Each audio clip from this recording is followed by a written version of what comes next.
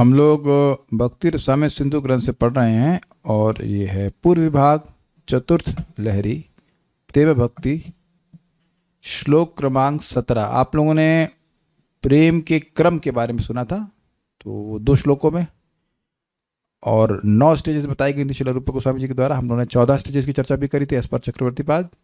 अब यहाँ कह रहे हैं बड़ी इंटरेस्टिंग बात कि जिसके हृदय में ये प्रेम प्रकट हो जाता है उसकी कैसे बर्ताव कर रहा है, क्या कर रहा है, उसकी स्थिति को समझना बहुत मुश्किल है।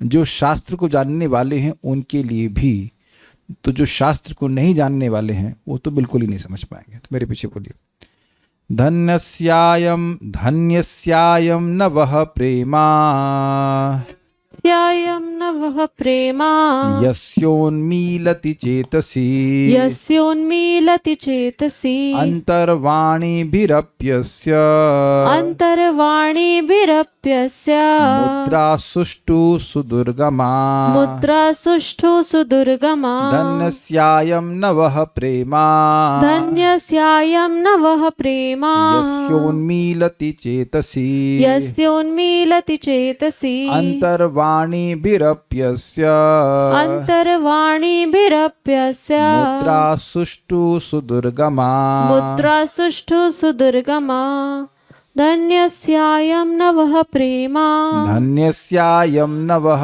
प्रेमा यस्योन्मीलति चेतसि यस्योन्मीलति चेतसि अंतर्वाणीभिरप्यस्य अंतर्वाणीभिरप्यस्य मुद्रा सुष्ठु सुदुर्गमा मुद्रा सुष्ठु सुदुर्गमा।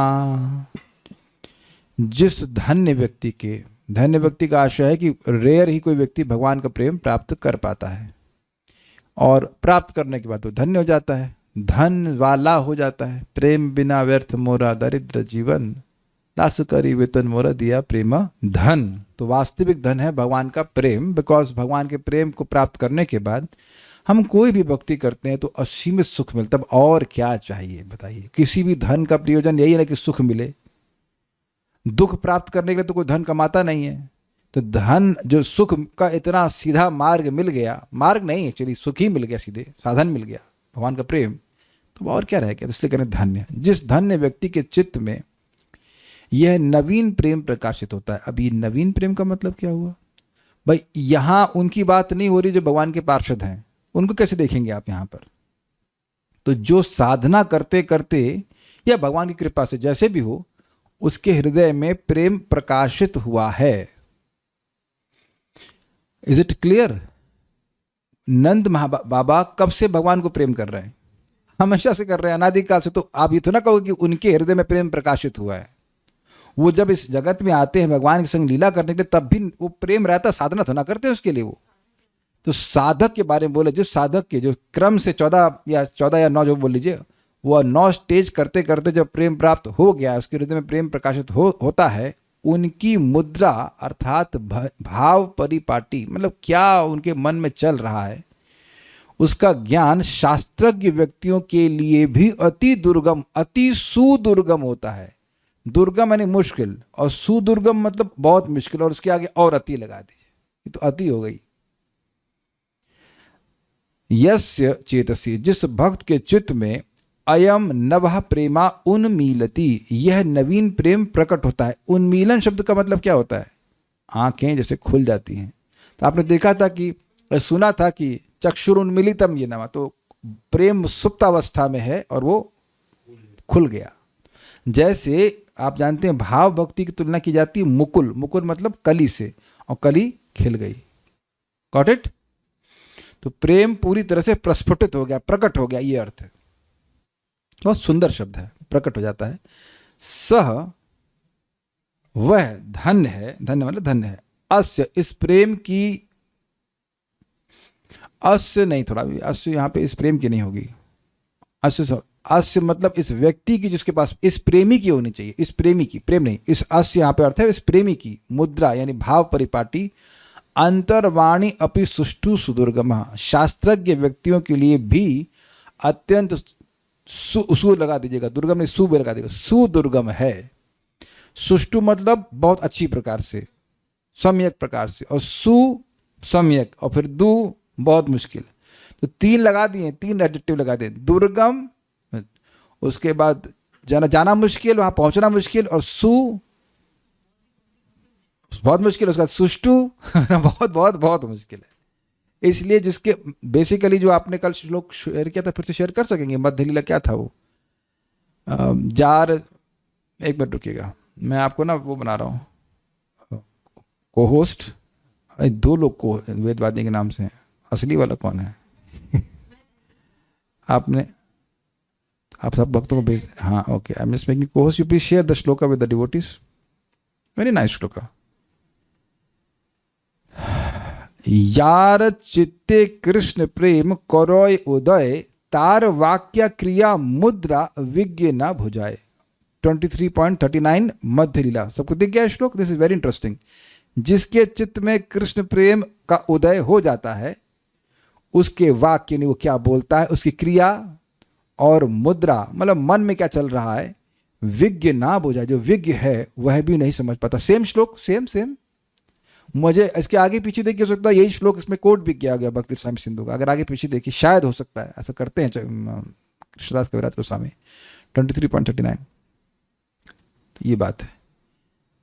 देखिए, अब उसका कारण भी है कि क्यों नहीं समझा पाएंगे, बड़ा इंटरेस्टिंग है। दुर्गम संगमनी, अंतर्वाणी भी अर्थात शास्त्रों को जानने वालों के लिए, मुद्रा का अर्थ है परिपाटी, रीति। किस रीति में क्या कर रहा है, देखते हैं।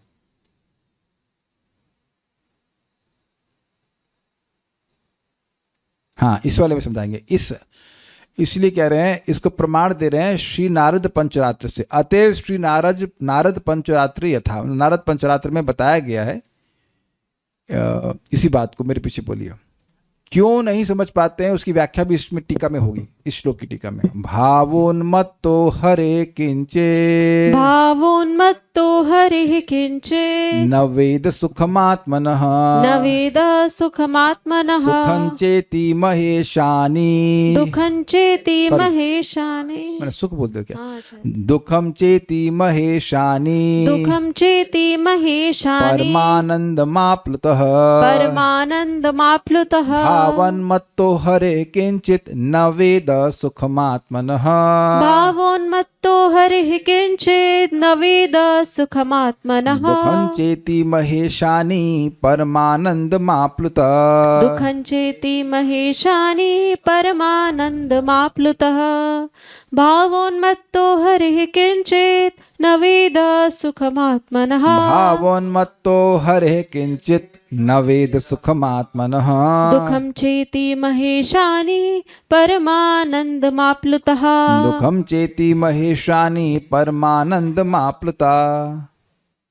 अतएव श्री नारद पंचरात्र में कथित है। अतएव का लिंग समझ रहे हैं? वो पिछले श्लोक से है कि उसके भाव परिपाटी को नहीं समझ पाते हैं कि क्या उसके मन में चल रहा है। तो वहाँ नारद पंचरात्र में कथित है, हे पार्वती, मोस्ट प्रॉब्ली शिव जी कह रहे हैं, मोस्ट प्रॉब्ली शिव जी कह रहे हैं। पार्वती जी और किसी बात नहीं करती हैं, इट सीम्स। तो हे पार्वती मतलब शिव जी ही बोल रहे होंगे। हाँ ओके, हे पार्वती। लाइक श्री हरि के भाव में उन्मत्त व्यक्ति परमानंद में निमग्न होकर आत्म विषयक सुख दुख का कुछ भी अनुभव नहीं करते हैं। अपने लिए सुख दुख का कोई अनुभव करते नहीं। भाई देखिए, इस जगत में सुख और दुख क्या है? इंद्रिय तृप्ति मिल गई तो सुख, और इंद्रियों की तृप्ति नहीं मिली तो दुख। तो अब वो मिली, वो छोड़ी, वो वहां से इंपोर्ट ही करना बंद कर दी ना, दुकान ही बंद हो गई ना वो तो। वो दुकान ही बंद हो गई, वहां से सामान लिया ही नहीं जा रहा है। तो अब कुछ भी बके, कुछ भी बिके वहां पर।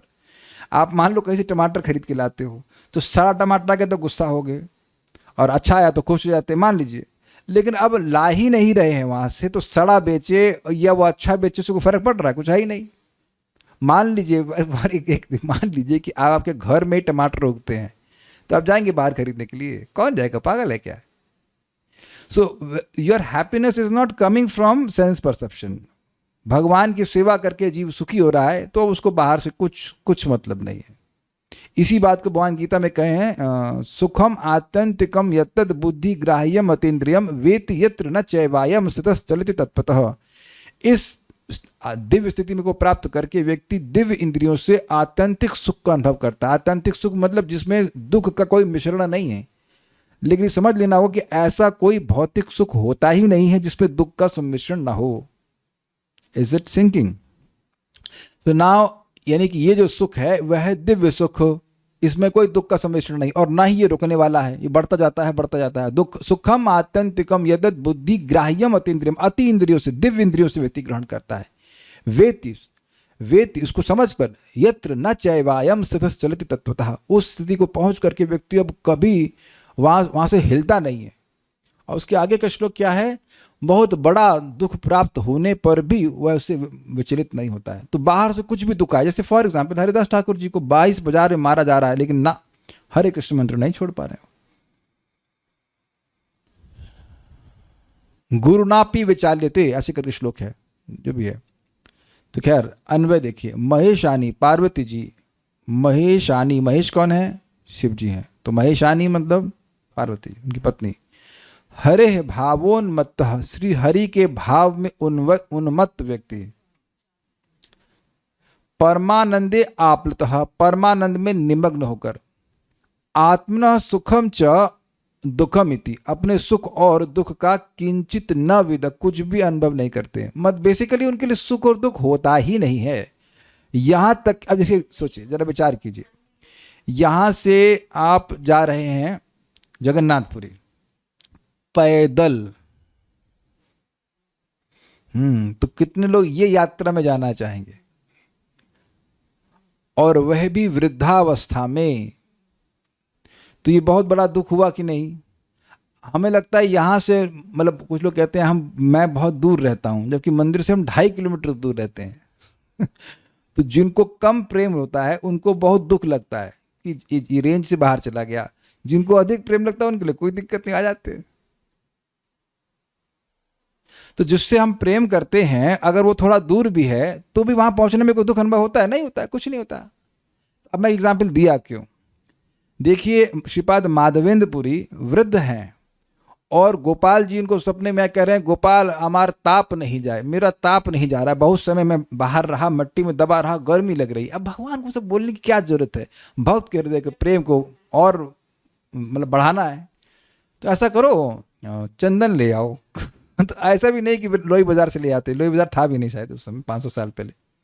500 साल पहले क्यों, और पहले, महाप्रभु के भी पहले आए ना ये तो, 600 साल पहले, वट एवर।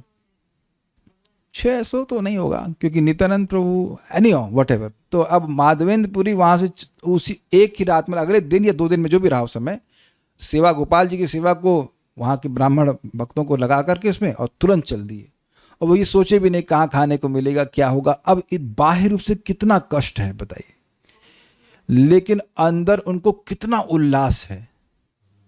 भक्तिनाथ ठाकुर जी का एक भजन है कि तुम्हारे भजन है सो दुख से ही तो परम सुख, ऐसे करके, कि आपकी सेवा में अगर कोई दुख प्राप्त हो रहा है तो वही मेरा सबसे बड़ा सुख है। This is extremely difficult to understand, extremely difficult. क्यों? क्योंकि हम बुद्धि के द्वारा समझ रहे हैं, लेकिन ये जो चित्त की स्थिति भगवत प्रेमी की है वो सब अब देव स्तर की है। एक एग्जाम्पल और दूंगा आपको। प्रभुपाद जी का पता नहीं किसी को फोटो याद है कि नहीं, जो प्रभुपाद जी जलदूत में जो उनका पासपोर्ट था उसमें लिखे था।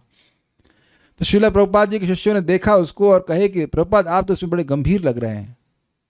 तो प्रभुपाद कहे, नहीं, मैं इसमें सबसे अधिक सुखी था क्योंकि मैं अपने गुरु महाराज की आज्ञा को पालन करने का मुझे मौका मिल रहा था, तो इसीलिए मुद्रा नहीं समझ सकते, परिपाटी नहीं समझ सकते।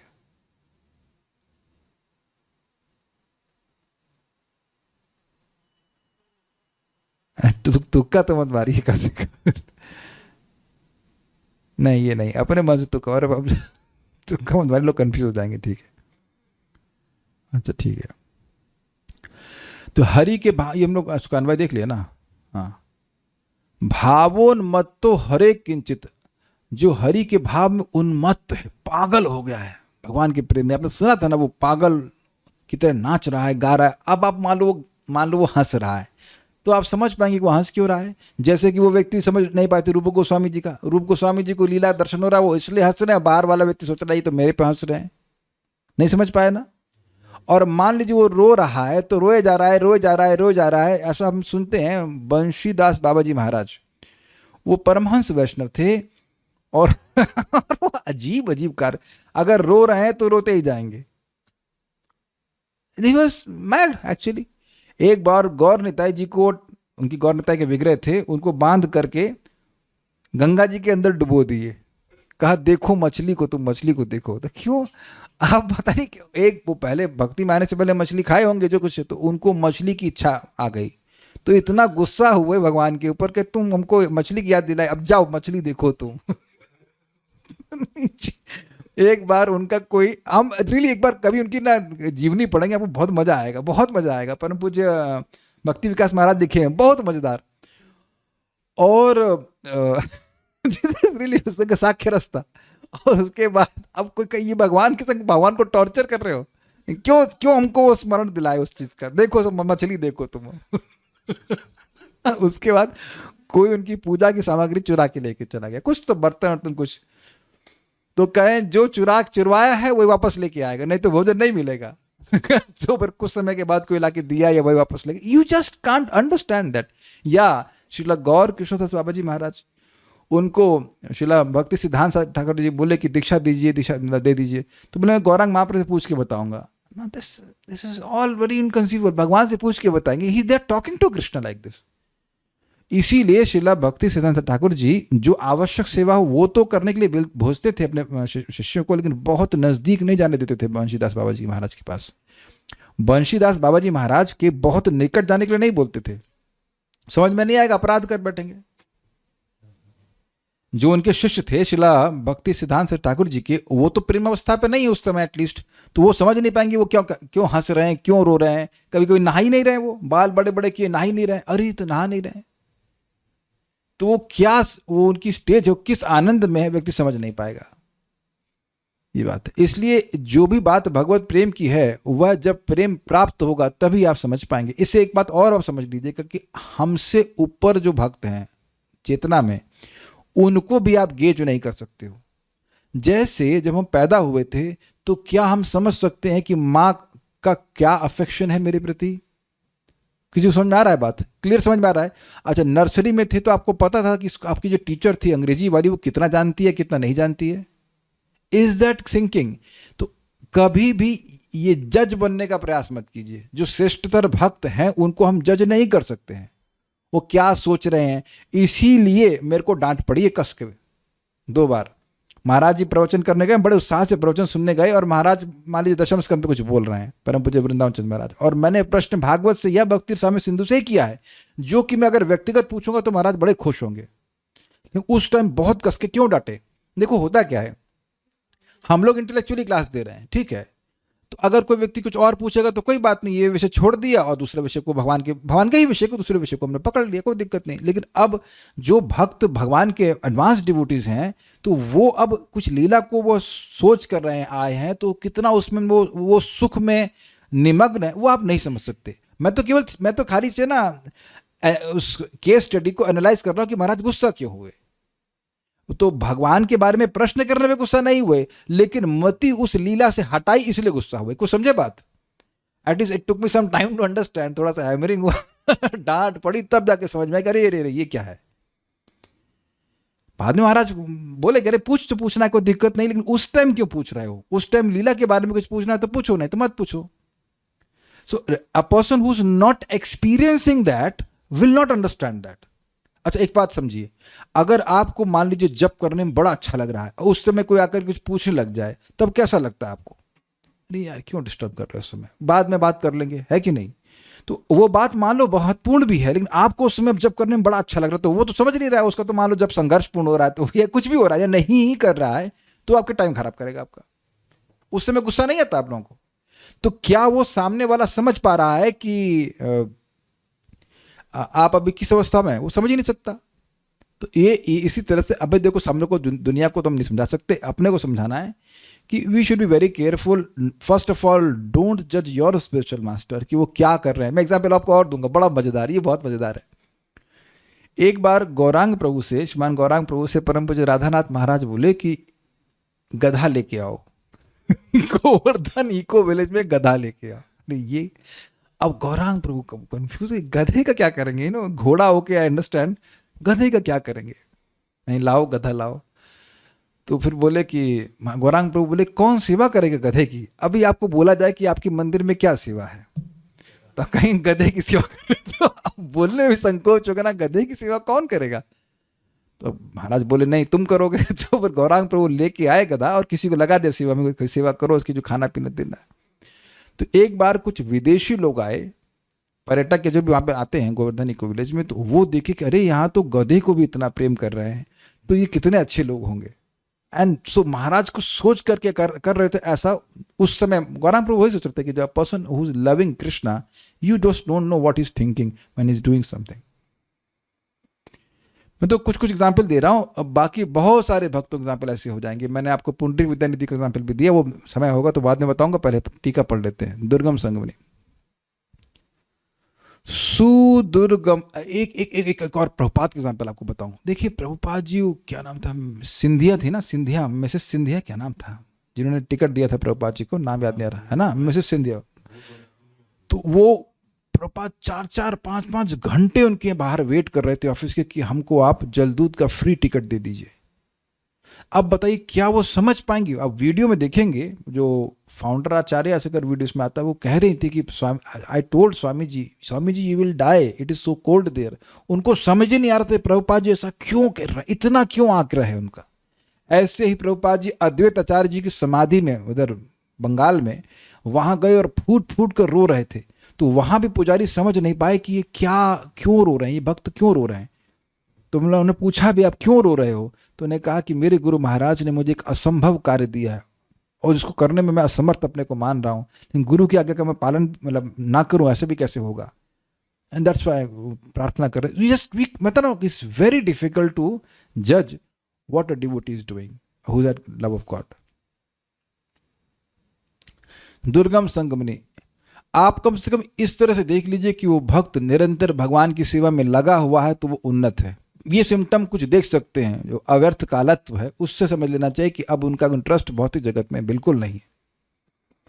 बट उससे भी आप मतलब वो भी ये बेनिफिट ऑफ डाउट, कभी डाउट लगे भी ना, कुछ गलती हो रही है, कुछ बाह्य रूप से आपको लगे, जैसे महाराज अब गधे को बुलवा रहे हैं क्यों गधे को बुलवा रहे हैं, तो फिर भी समझना चाहिए कि ना ये कुछ कृष्ण के संबंध में ही होगा।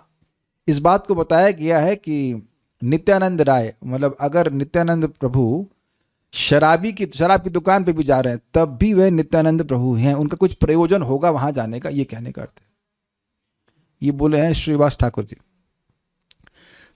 दुर्गम संगमनी, सुदुर्गमत्व के प्रदर्शन के लिए कहते हैं अतएव इत्यादि।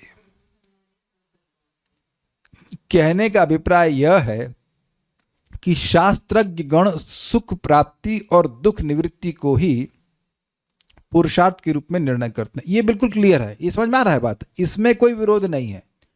पुरुषार्थ वही है जिससे जीव का दुख की निवृत्ति हो जाए और सुख की प्राप्ति हो जाए, ये क्लियर है, इसमें कोई कठिनाई नहीं है। ठीक है, तो ये तो शास्त्र समझ आ गया आपको। ठीक है, वे प्रेमी भक्त के केवल बाह्य सुख दुख को ही जान पाते हैं, आंतरिक अवस्था को नहीं। इसका कारण है कि उनका आंतरिक सुख दुख भगवत प्राप्ति एवं अप्राप्तिकृत होता है।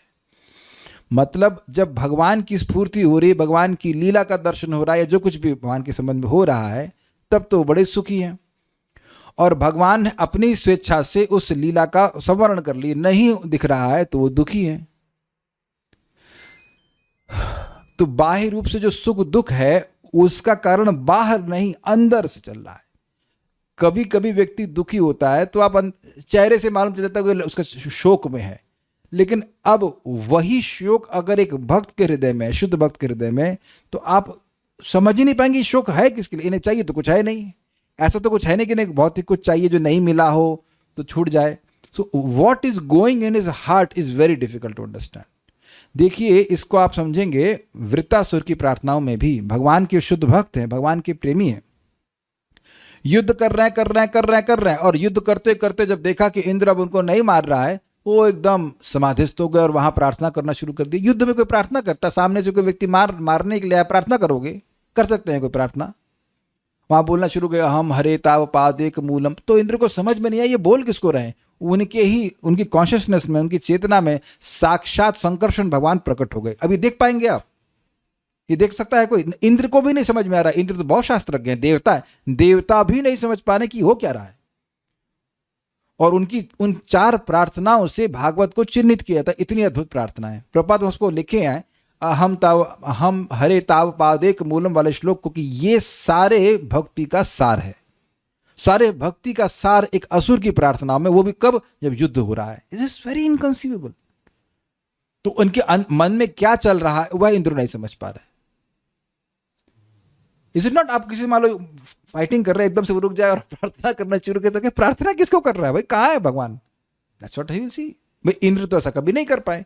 करे हैं भगवान के पास जा करके, भगवान सामने है तो बोल रहे हैं अदिति, माता अदिति के रिंग वापस कर दीजिए, ये हो जाए, वो कर दीजिए, लेकिन ये तो कुछ नहीं मांग रहे हैं, भगवान से सेवा मांग रहे हैं। तो इट्स एस्टोनिशिंग। तो अंदर क्या चल रहा है जिसकी वजह से वो सुख और दुख अनुभव कर रहा है, और उस सुख दुख में भी वो परम आनंद में है। ये ध्यान दीजिएगा। भगवान भक्त के हृदय से कभी जा नहीं सकते, ये क्लियर समझ लीजिए आप। भक्त के हृदय से नहीं जा सकते हैं, लेकिन अब वो क्या मतलब सेपरेशन फील कर रहा है, क्या कर रहा है, वो आप समझ नहीं सकते। हम कोई नहीं समझ सकते ये बात। जैसा कि भागवत 3:15-48-49 में इस प्रकार कहा गया है। ये है 4 कुमारों का कथन। 4 कुमार गए थे ना जब पहली बार वैकुंठ, तो उसके बाद उनको भगवान की प्रीति प्राप्त हुई थी, याद आपको पता ही होगा। उसके बाद वो उन्हें अपराध शाप दे दिया, तो समझे कि हमने तो भगवान के पार्षदों का अपराध कर, पहली बार वैकुंठ टायर बवाल कर दिया। तो उनको भी मन में दैन हो रहा था कि, और उनको भय भी लग रहा था। तो वो सब श्लोक बोल रहे हैं कुछ। नात्यंतिकम विगणयन्त्यपि ते प्रसादम किन्त्वन्त्यदर्पितं भयं भ्रुव उन्नयस्ते। नात्यन्तिकं विगणन्त्यपि ते प्रसादं किं त्वन्यदर्पितभयं भ्रुव उन्नयस्ते। येङ्गा त्वदङ्घ्रिशरणा भवतः कथायाः कीर्तन्यतीर्थयशसः कुशलारसज्ञाः। येङ्गा त्वदङ्घ्रिशरणा भवतः कथायः कीर्तन्यतीर्थयशसः कुशलः रसज्ञः। कामं भवः स्वव्रजिनेर्निरयेषु नस्त्याच्चेतोलिवद्यति न तु पदयोरमेत। कामं भवः स्वव्रजिनेर्निरयेषु नस्ता चेतोलिवद्यति न तु पदयोरमेत। वाचश्च नस्तुलसी वद्यति तेङ्घ्रिशोभा पूर्येत ते गुणगणैर्यदि कर्णरन्ध्रः। वाचश्च नस्तुलसी वद्यति तेङ्घ्रिशोभः पूर्येत ते गुणगणैर्यदि कर्णरन्ध्रः। इतने सुंदर श्लोक है ये। वे व्यक्ति जो वस्तुओं को यथारूप में समझने में अत्यंत पटु और सर्वाधिक बुद्धिमान हैं, ये बोल रहे हैं 4 कुमार, अपने को भगवान के शुभ कार्यों तथा उनकी लीलाओं की कथाओं को सुनने में लगाते हैं, जो कीर्तन तथा श्रवण के योग्य होती हैं। समझा गया? मतलब जो रसिक हैं, जो जीवन को जानते हैं कि सुख कैसे मिलेगा, भगवान के श्रवण कीर्तन में लगते हैं। ऐसे व्यक्ति सर्वोच्च भौतिक वर की अर्थात मुक्ति की भी परवाह नहीं करते। स्वर्गलोक के भौतिक सुख जैसे कम महत्वपूर्ण वरों के विषय में तो कुछ कहना ही नहीं। हे प्रभु, हम आपसे प्रार्थना करते हैं कि जब तक हमारे हृदय तथा मन आपकी चरण कमलों की सेवा में लगे रहें, हमारे शब्द आपके कार्यों के कथन से सुंदर बनते रहें। जिस तरह आपके चरण कमलों पर चढ़ाए गए तुलसी दल सुंदर लगने लगते हैं, तथा जब तक हमारे कान आपके दिव्य गुणों के कीर्तन से सदैव पूरित होते रहें, तब तक आप जीवन की जिस किसी भी नारकीय स्थिति में हमें जन्म दे सकते हैं। कुछ समझ में आई बात? मतलब बाह्य दुख मिले हमें, उससे कोई फर्क नहीं पड़ता। नरक में भेजा जाए तो भी कोई दिक्कत नहीं है, हमको बस श्रवण कीर्तन करने दीजिए। अजीब सी प्रार्थना। जो व्यक्ति लगातार श्रवण कीर्तन करेगा वो नरक में कैसे गिर सकता है? अजीब सी प्रार्थना है। मतलब 4 कुमारों के मन में क्या चल रहा है ये समझना कठिन है। वो भगवान का प्रेम प्राप्त कर चुके हैं, उसमें स्पष्ट लिखा है भगवान कृपा किए थे तो भगवान का प्रेम उनको मिल गया था। तो अब वो प्रेम आ रहा है तो दैन्य भी आ रहा है। तो अब दैन्य आ रहा तो सोच रहे हैं अरे हमने तो भगवान के पार्षदों के प्रति अपराध कर दिया। ये बात याद होगी, आप लोग सुन चुके हैं। तो उनके मन में ये आ रहा है कि हम तो जो गलती किए हैं उससे तो हमको नरक प्राप्त होना चाहिए, लेकिन जो भी हो भगवान हमको आप अपने श्रवण कीर्तन का सुख दे। तो आप देख रहे हैं कि जो सुख और दुख का कंसेप्शन है, क्या नरक प्राप्त करना ये सुख की प्राप्ति है और दुख की निवृत्ति है? ये तो नहीं है। लेकिन कोई व्यक्ति मांगा हमको नरक दे दीजिए, कोई दिक्कत नहीं है, तब लेकिन श्रवण कीर्तन करने दीजिए। तो अब कुछ निर्णय करने मुश्किल हो रहा है ना कि सुख दुख कहां से आ रहा है। आप देखो इस समय हम लोग की अवस्था क्या है। हम लोग की अवस्था यह कि भाई खाने पीने को आराम से रहे, मतलब नरक में नहीं, आराम से रहने को मिले, फिर श्रवण कीर्तन भी करने को मिले, कोई दिक्कत नहीं है। लेकिन यहाँ समझना बड़ा मुश्किल है वो क्या प्रार्थना कर रहे हैं। ऑब्वियसली क्लियर है कि वह श्रवण कीर्तन करना चाहते हैं, लेकिन वो भी नरक में मिल जाए तो हमें कोई दिक्कत नहीं। तो इट्स वेरी डिफिकल्ट। ये 4 कुमारों ने भगवान विष्णु से कहा, अर्थ रत्नाल्प दीपिका, प्रेमी भक्तों की बाह्य चेष्टा लोकातीत होती है, इसको अतएव इत्यादि द्वारा कहते हैं। मतलब क्या बाह्य रूप से कर रहे हैं समझ में नहीं आता। शास्त्र के व्यक्तिगण यह, हाँ ये देखिए ये मजेदार है, शास्त्र के व्यक्तिगण यह इस प्रकार है, इसका ज्ञान अनुमान से ही करते हैं, किंतु भगवत प्रेमी भक्त की अवस्था तर्क गम्या नहीं होती है, इसलिए उस विषय में ज्ञान का भाव रहता है। ये समझे, ये बड़ा मजेदार समझा कि काहे शास्त्र के व्यक्ति नहीं जानते। देखो शास्त्र में लॉजिक तो लगता ही है ना, भगवान ने ऐसा कहा है इसलिए ऐसा हुआ है, इसलिए ऐसा हुआ, और शास्त्र के अनुसार युक्ति रहती है, लेकिन शास्त्र के अनुसार रहती है। कुछ समझ रहे बात भाई? जैसे अभी मैं एग्जाम्पल आपको समझाऊंगा कि पहले ये समझ में आया आपको, जब भी हम लोग शास्त्र पढ़ते हैं तो कुछ लॉजिक लगता है कि नहीं। जैसे मान लीजिए मैं कहूँ कि जप करना चाहिए कि यज्ञ करना चाहिए, तो आप कहेंगे भाई शास्त्र में भगवान कहते हैं कि यज्ञ दान तपः कर्म न त्याज्यम कार्यमेव तत्, यज्ञ दान तपः कर्म पावनानि मनुष्याणाम, यज्ञ दान तपस्या को कभी नहीं त्यागना चाहिए, यज्ञ दान तपस्या तो मनुष्यों को भी पवित्र करने वाले हुए, तो इसलिए यज्ञ दान तपस्या को हमेशा करना चाहिए। ये आगे कंक्लूजन समझा के युक्ति, ठीक है। अब पर फिर अब तुरंत वेदवाद नहीं बोल रही कि यज्ञ नाम जप यज्ञ उसमें, तो यज्ञ करने में सर्वश्रेष्ठ यज्ञ जो है भगवान का नाम जप करना है, तो पहले से पूरा कर लेना चाहिए। आगे ना समझ, लॉजिक क्लियर, ठीक है। तो ये सब लॉजिकल चल रहा है शास्त्र के अनुसार, और करना ही चाहिए, ये तो होता ही है। लेकिन अब जिसको वैराग्य हो गया, हम लोगों को भी थोड़ा थोड़ा वैराग्य हुआ है, तो हम लोग अब एटलीस्ट हम लिवाइस की जीन्स तो बिल्कुल नहीं पहन सकते, चमचम कपड़ा बिल्कुल नहीं पहन सकते, नहीं पहन सकते ना। हम तो शादी में भी सिंपल धोती कुर्ता पहन के चले गए थे। बल्कि एक दूसरे भक्त की शादी में गए, उसने कुछ हरे रंग का हमारे रामकृष्ण वो पहने हुए थे चमचम सा, बड़ा हमको अजीब सा लगा, ये क्या पहन, ठीक है कर लो। अब अच्छा भी नहीं लग रहा था विद ऑल ड्यू रिस्पेक्ट, लेकिन ठीक है अब जो भी है, अब नाम नहीं लेना चाहिए, लेकिन हमको अच्छा नहीं लग रहा था क्या पहन। आप कल्पना करिए क्या ऐसा हो सकता, भगवान हम ऐसा अहंकार में नहीं बोल रहे, क्या वो ब्लैक गॉगल्स और वी कैन डू दैट। मैं चश्मा कभी चेंज करने जाता हूँ, कभी ना फैंसी फ्रेम केवल टेस्ट करने के लिए, तो भी नहीं संकलन नहीं, ये नहीं, सिंपल फ्रेम पहनना, simple. I hope is same with all the devotees here कि आप बहुत फ्लैशी कपड़े नहीं पहन सकते। लेकिन भाई लॉजिक क्या है? लॉजिक ये है कि शास्त्र को जो भगवान की बात सुनता है, भक्ति करता है, उसको वैराग्य हो जाता है, सादा कपड़ा पहन लेता है जी।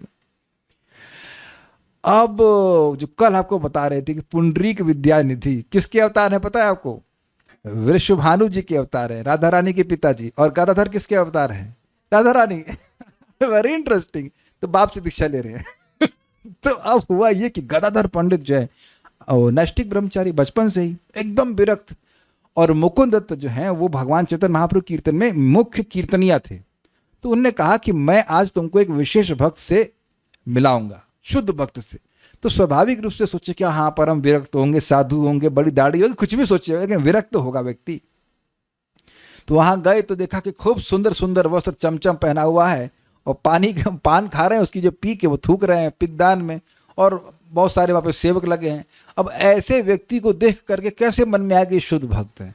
अब क्लियर हो गया ना कि ये लॉजिक के हिसाब से नहीं चल रहा, शास्त्र के अनुसार नहीं चल रहा। तो अब गदाधर पंडित जी के मन में डाउट आ गया, और समझ गए मुकुंद दत्त कि भाई इनके क्या सोच रहे हैं।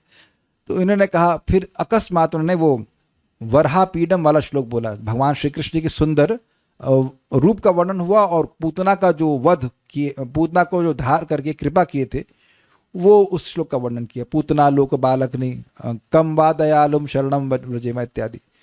तो ये 2 श्लोक बोले, तो अब पुंडरीक विद्यानिधि के शरीर में अष्ट सात्विक विकार आना शुरू हो गए। वो सब कपड़ा फाड़ दिए, वो जो पीक दान था उधर कहीं गिरा, उनको मतलब नहीं है, just fainting. Is it okay? Example आपको और दूंगा। एक नाम है उनका मुरारी गुप्त।